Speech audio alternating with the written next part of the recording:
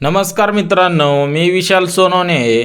तर आज आपण लाडकी बहीण योजनेत जे 5 मोठे बदल झालेले आहेत ते अगदी सविस्तर बघणार आहोत. तर भरपूर महिलांचे प्रश्न सुद्धा उपस्थित झालेले आहेत, ते सुद्धा बघूयात.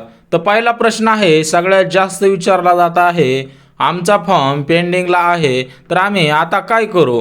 दुसरा प्रश्न बघू शकता, फॉर्म चुकला आहे तर काय करायचं? तिसराच प्रश्न बघा, फॉर्म एडिट होत नाही तरी पण काय करायचं? आणि सर्वात महत्त्वाचा चौथा जो प्रश्न आहे तो जुलै आणि ऑगस्ट अशा एकूण टोटल दोन्ही महिन्याचे 3,000 रुपये भेटणार का? असे भरपूर प्रश्न विचारले जात आहेत.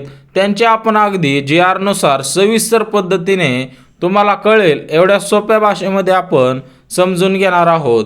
त्याच्यामुळे मराठी माहिती या यूट्यूब चॅनलला सबस्क्राईब करून ठेवा, सोबतच व्हिडिओला सुद्धा लाईक करा. तर चला वळूयात आपल्या मेन मुद्द्याकडे. लाडकी बहीण योजनेमध्ये 1 लाखांपेक्षा जास्त महिला अपात्र ठरलेल्या आहेत. आता या अपात्र का ठरलेल्या आहेत? कारण त्या महिलांनी आधार कार्डच्या जागी पॅन कार्ड आणि पॅन कार्डाच्या जागी उत्पन्नाचा दाखला असे कागदपत्र चुकीच्या पद्धतीने अपलोड केलेले होते. त्याच्यामुळे 1 लाखांपेक्षा जास्त महिला लाडकी बहीण योजनेसाठी अपात्र ठरलेल्या आहेत. आता त्यांनी काय करायचं आहे, जे 31 ऑगस्टच्या आतमध्ये फॉर्म एडिट करून द्यायचा आहे ते सुद्धा आपण बघूयात. लाडकी बहीण योजनेमध्ये सर्वात जास्त प्रश्न विचारले जात आहे, त्याच्यातलेच आपण 4-5 प्रश्न बघणार आहोत आणि त्यांची उत्तरे सुद्धा अगदी गव्हर्नमेंटने कशा पद्धतीने सांगितलेले आहेत ते सुद्धा बघून घेऊयात. तर पहिला प्रश्न आहे, फॉर्म पेंडिंग दाखवत आहे. जर तुमचा फॉर्म पेंडिंग दाखवत असेल तर काय करायचं? तर एक गोष्ट लक्षात घ्या, ज्या महिलांनी अगदी सविस्तर पद्धतीने सर्व कागदपत्रे, त्याच्यामध्ये त्यांची जन्मतारीख सोबतच त्यांचं नाव अगदी अचूक पद्धतीने टाकलेलं आहे, म्हणजेच अचूक पद्धतीने म्हणजे याचा एकच अर्थ आहे, आधार कार्डवरती नाव वेगळं आहे आणि तुम्ही तिथे टाकले ते वेगळं आहे. तर आधार कार्डवरचं बघून टाका किंवा बँक पासबुकवरचं जे तुमचं नाव आहे तेच या फॉर्ममध्ये टाकायचं आहे. तर त्या महिलांचे फॉर्म सक्सेसफुली सबमिट झालेले आहेत.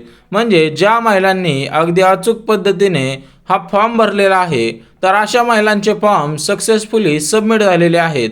परंतु ज्या महिलांनी चुकीच्या पद्धतीने कागदपत्र अपलोड केली होती आणि त्या महिलांचे फॉर्म पेंडिंग दाखवत आहे.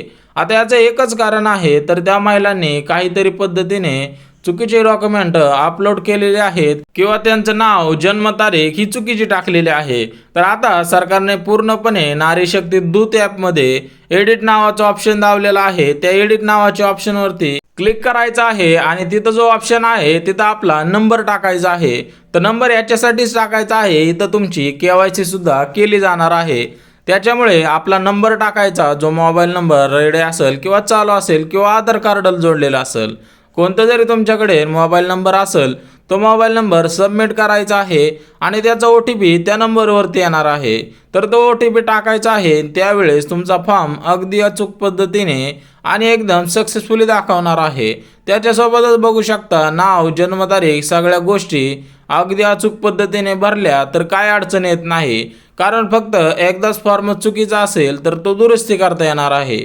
म्हणजेच एक गोष्ट लक्षात घ्या, तुमचा फॉर्म पहिल्यांदा भरताना चुकला असेल तर तो पेंडिंग दाखवणार आहे, परंतु दुसऱ्यांदा जरी तुमचा चुकला तर तो डायरेक्ट बाद ठरणार आहे.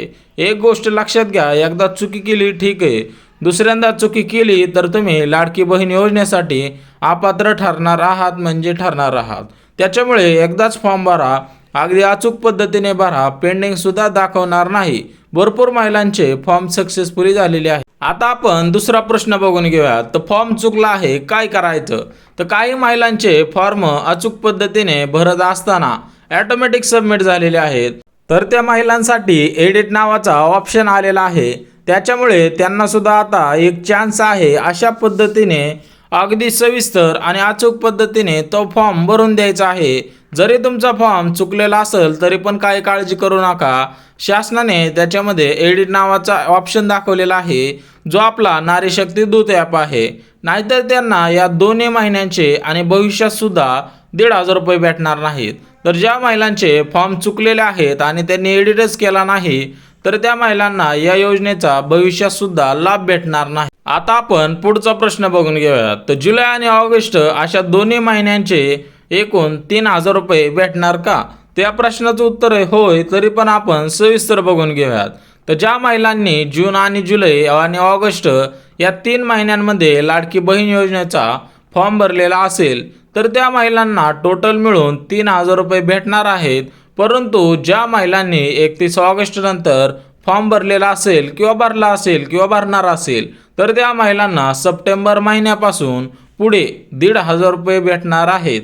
एक लक्षात घ्या, 31 ऑगस्टच्या आतमध्ये तुम्ही जर लाडकी बहीण योजनेचा फॉर्म भरला तर तुम्हाला जुलै ऑगस्ट दोन्ही महिन्यांचे एकूण 3,000 रुपये भेटणार आहेत. परंतु 31 ऑगस्ट नंतर जर तुम्ही फॉर्म भरला तर पुढे आपल्याला जे या जुलै आणि ऑगस्ट महिन्याचे पैसे भेटणार नाहीत. तिथून पुढे सप्टेंबर महिन्यापासून पूर्णपणे तुम्हाला पैसे चालू होणार आहेत.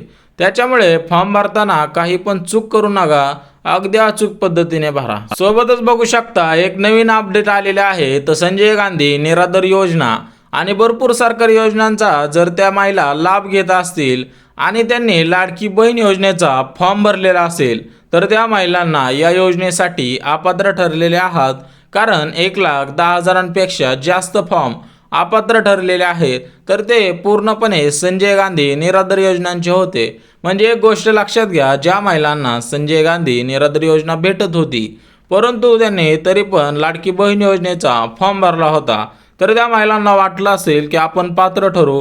परंतु शासनाकडे पूर्णपणे अपडेट असतात, त्यांनी KYC अपडेट केलेले असते.